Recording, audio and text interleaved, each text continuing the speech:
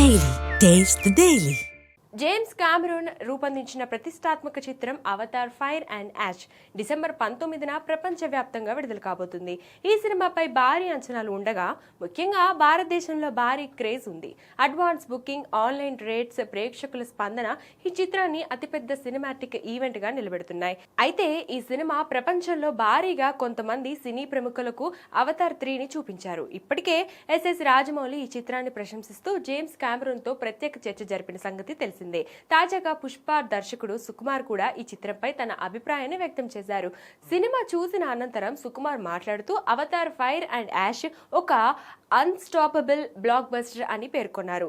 Grand visuals మాత్రమే కాకుండా కథతో పాటు సినిమాలోని బలమైన భావోద్వేగాలు ప్రేక్షకులని తాకుతున్నాయి. ఎపిక్ స్కిల్స్ తో కథను చెప్పడంలో జేమ్స్ కామెరూన్ మరోసారి తన సిగ్నేచర్ స్టైల్ ను చూపించారని అన్నారు. ఈ చిత్రం కేవలం ఒక సినిమా కాదని, ఇది ఒక ఈవెంట్ ఫిలిం అని, కుటుంబ సమేతంగా థియేటర్లో చూసినప్పుడే పూర్తి అనుభూతి లభిస్తుందని చెప్పారు.